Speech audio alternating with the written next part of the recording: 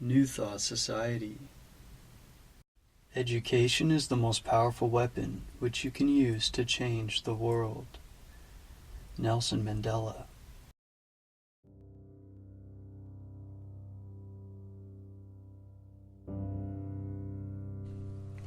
Introduction, Part 9. In this part, you may learn to fashion the tools by which you may build for yourself any condition you desire.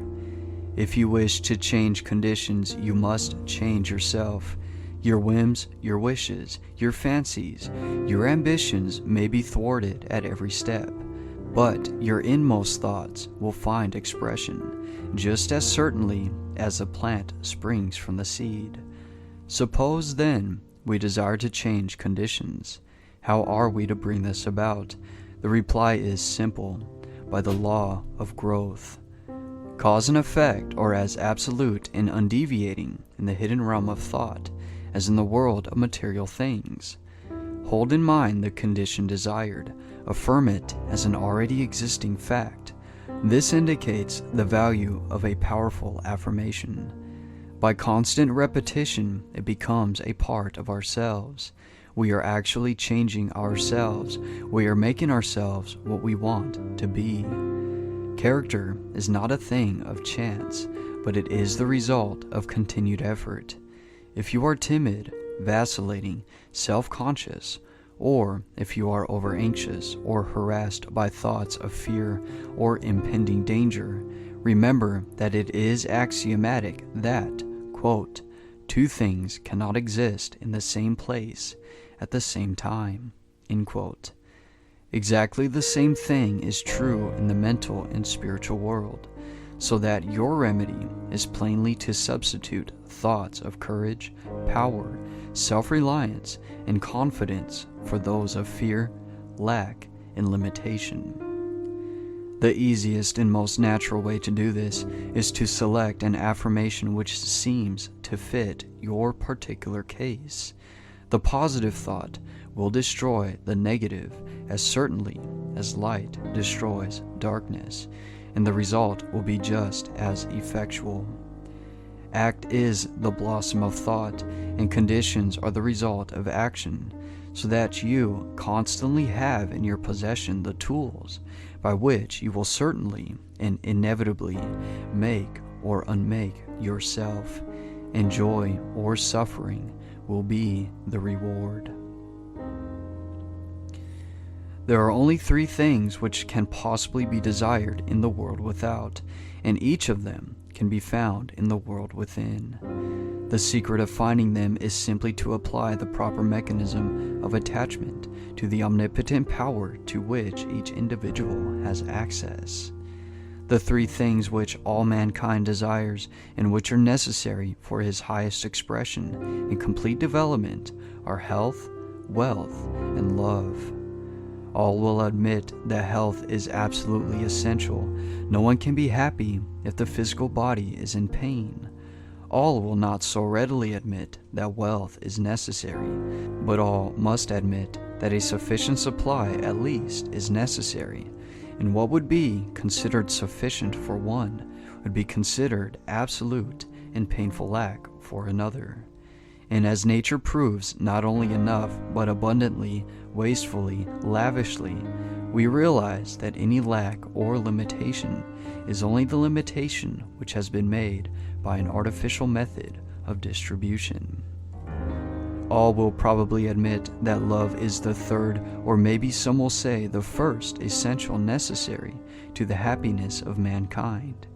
At any rate, those who possess all three, health, wealth, and love, find nothing else which can be added to their cup of happiness.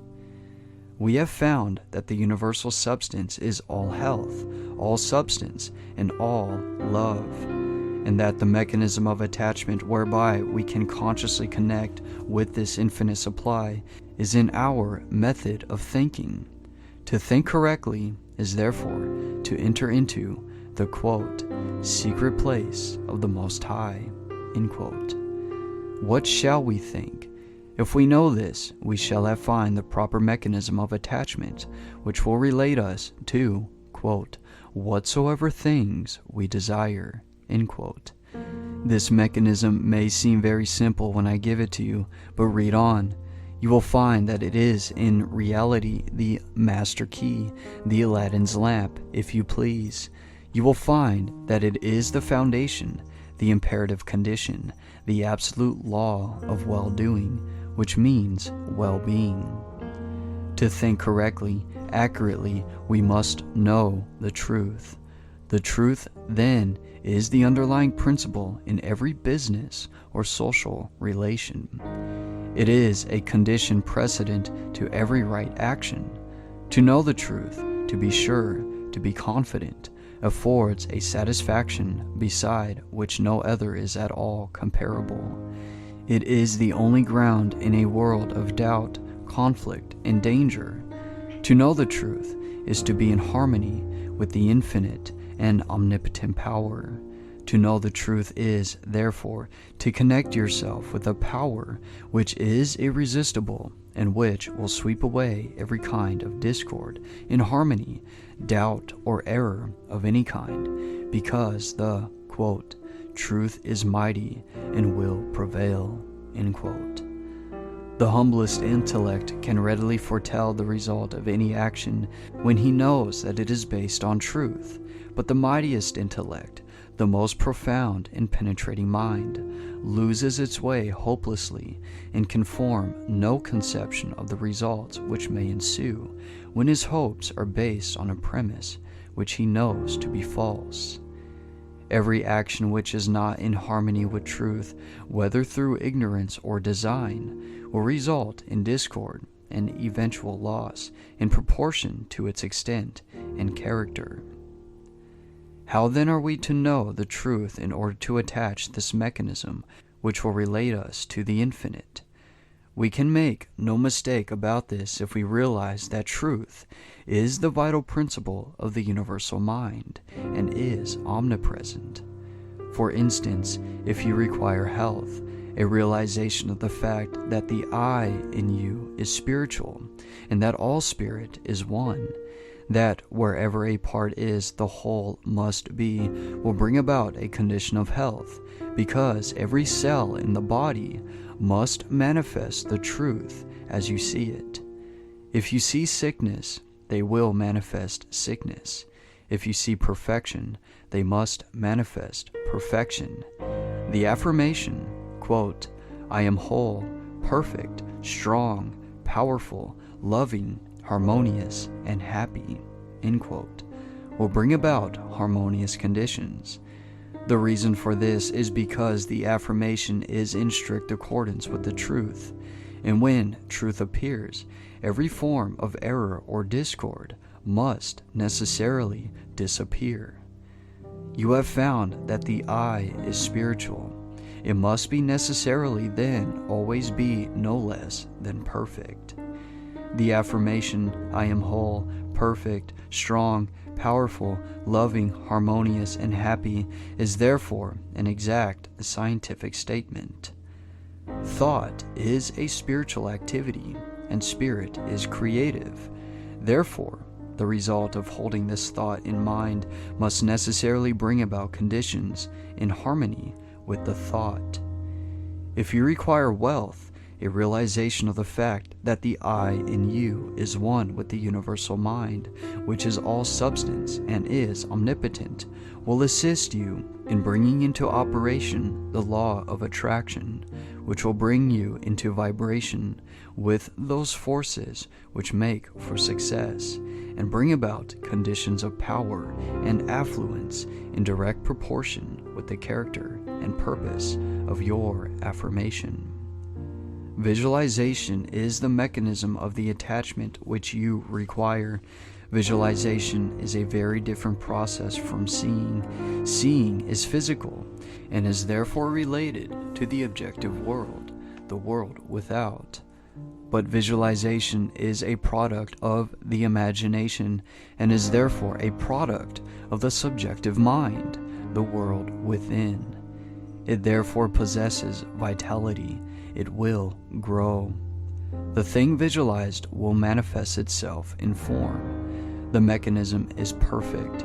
It was created by the master architect who, quote, doeth all things well, end quote. But unfortunately, sometimes the operator is inexperienced or inefficient, but practice and determination will overcome this defect. If you require love, try to realize that the only way to get love is by giving it. That the more you give, the more you will get, and the only way in which you can give it is to fill yourself with it until you become a magnet. The method was explained in another lesson. He who has learned to bring the greatest spiritual truth into touch with the so-called lesser things of life has discovered the secret of the solution of his problem. One is always quickened, made more thoughtful by his nearness of approach to great ideas, great events, great natural objects, and great men. Lincoln is said to have begotten in all who came near him the feeling awakened when one approaches a mountain, and this sense asserts itself most keenly when one comes to realize that he has laid hold upon things that are eternal, the power of truth. It is sometimes an inspiration to hear from someone who has actually put these principles to the test, someone who has demonstrated them in their own life. A letter from Frederick Andrews offers the following insight. Quote, I was about 13 years old when Dr. T.W. Marcy, since passed over, said to my mother, There is no possible chance, Mrs. Andrews. I lost my little boy the same way. After doing everything for him that it was possible to do, I have made a special study of these cases, and I know there is no possible chance for him to get well. She turned to him and said, Doctor, what would you do if he were your boy? And he answered, I would fight as long as there is a breath of life to fight for. That was the beginning of a long drawn-out battle, with many ups and downs, the doctors all agreeing that there was no chance for a cure, though they encouraged and cheered us the best they could. But at last the victory came, and I have grown from a little, crooked, twisted cripple, going about on my hands and knees, to a strong, straight, well-formed man. Now I know you want the formula, and I will give it to you as briefly and quickly as I can. I built up an affirmation for myself, taking the qualities I most needed and affirming for myself over and over again. I am whole, perfect, strong, powerful, loving, harmonious, and happy. I kept up this affirmation, always the same, never varying, till I could wake up in the night and find myself repeating, I am whole, perfect, strong, powerful, loving, harmonious, and happy. It was the last thing on my lips at night and the first thing in the morning. Not only did I affirm it for myself, but for others that I knew needed it. I want to emphasize this point. Whatever you desire for yourself, affirm it for others, and it will help you both. We reap what we sow. If we send out thoughts of love and health, they return to us like bread cast upon the waters. But if we send out thoughts of fear, worry, jealousy, anger, hate, etc., we will reap the results in our own lives. It used to be said that man is completely built over every 7 years, but some scientists now declare that we build ourselves over entirely over 11 months. So we are really only 11 months old. If we build the defects back into our bodies year after year, we have no one to blame but ourselves. Man is a sum total of his own thoughts. So the question is, how are we going to entertain only the good thoughts and reject the evil ones? At first, we can't keep the evil thoughts from coming, but we can keep from entertaining them. The only way to do this is to forget them, which means get something for them. This is where the ready-made affirmation comes into play. When a thought of anger, jealousy, fear, or worry creeps in, Just start your affirmation going. The way to fight darkness is with light. The way to fight cold is with heat. The way to overcome evils is with good. For myself, I never could find any help in denials. Affirm the good, and the bad will vanish. End quote. Frederick Elias Andrews. If there is anything you require, it will be well for you to make use of this affirmation. It cannot be improved upon. Use it just as it is. Take it into the silence with you until it sinks into your subconsciousness, so that you can use it anywhere, in your car, in the office, at home. This is the advantage of spiritual methods. They are always available. Spirit is omnipresent, ever ready. All that is required is a proper recognition of its omnipotence and a willingness or desire to become the recipient of its beneficent effects. If our predominant mental attitude is one of power, courage, kindliness, and sympathy, we shall find that our environment will reflect conditions in correspondence with these thoughts. If it is weak, critical, envious, and destructive, we shall find our environment reflecting conditions corresponding to these thoughts. Thoughts are causes, and conditions are effects. Herein is the explanation of the origin of both good and evil. Thought is creative and will automatically correlate with its object. This is a cosmological law, a universal law, the law of attraction, the law of cause and effect. The recognition and application of this law will determine both beginning and end. It is the law by which in all ages and in all times the people were led to believe in the power of prayer. Quote, "As thy faith is, so be it unto thee," end quote, is simply another, shorter, and a better way of stating it. This week, visualize a plant. Take a flower, the one you most admire, bring it from the unseen into the seen. Plant the tiny seed, water it, care for it, place it where it will get the direct rays of the morning sun. See the seed burst. It is now a living thing, something which is alive and beginning to search for the means of subsistence. See the roots penetrating the earth.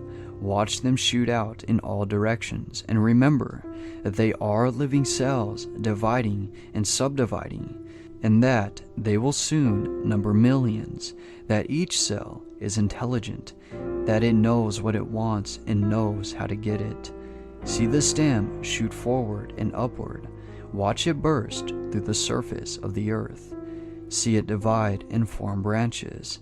See how perfect and symmetrical each branch is formed. See the leaves begin to form, and then the tiny stems, each one holding a loft of bud. And as you watch, you see the bud begin to unfold, and your favorite flower comes to view. And now, if you will concentrate intently, you will become conscious of a fragrance.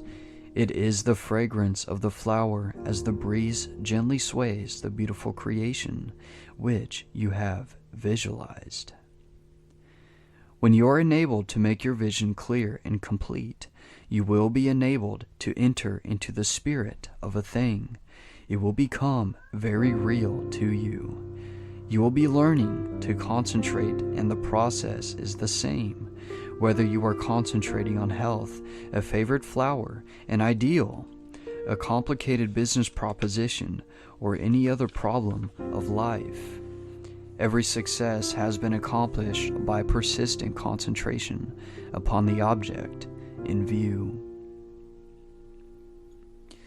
Quote, "Thought means life, since those who do not think do not live in any high or real sense.